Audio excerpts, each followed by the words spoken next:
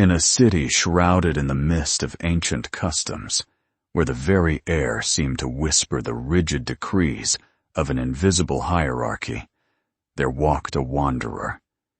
He was a man of humble demeanor, his presence so unobtrusive that he was often mistaken for a mere shadow flitting through the cobblestone streets.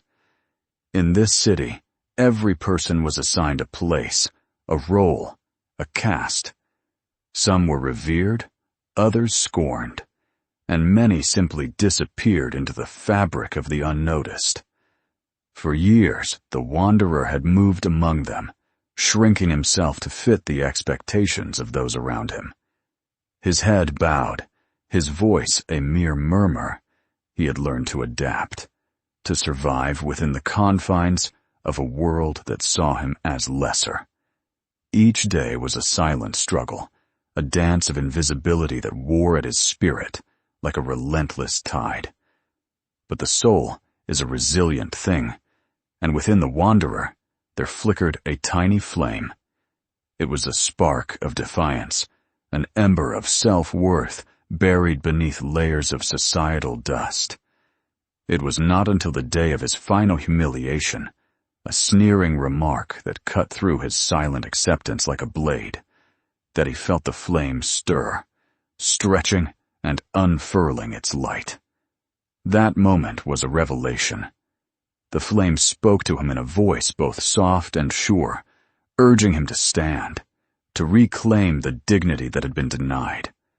With newfound resolve, the wanderer lifted his eyes from the ground, his spine straightened, as if an invisible weight had been lifted from his shoulders.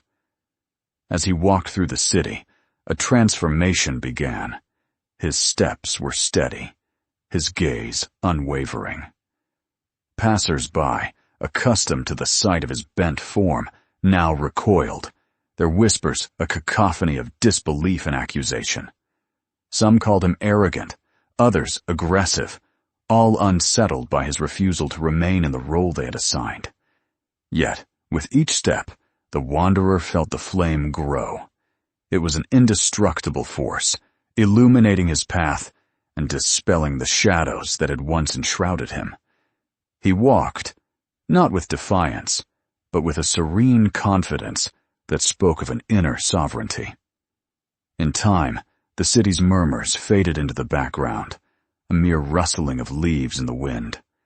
The wanderer became a figure that defied categorization, neither exalted nor dismissed, but instead, a presence that simply was. His journey was not one of rebellion, but of revelation, a testament to the power that lies within each soul. And so, the wanderer walked on, his flame a beacon in the night, a reminder that true power is not bestowed by the world, but emerges from within. As he moved through the city, his courage became a ripple, touching those around him, awakening the dormant flames in others who had long forgotten their strength. In his wake, a quiet revolution began to stir, a movement of self-discovery and empowerment that challenged the city's rigid order. The wanderer's journey was not merely a path to self-renewal, but an invitation to all who saw him to break the chains of imposed limitations. The lesson was clear and timeless. The disapproval of others is but the sound of chains breaking, and courage is the key to unlocking one's true potential. In the end, the wanderer's story was a tale of hope and transformation, a testament to the indomitable spirit that resides in us all.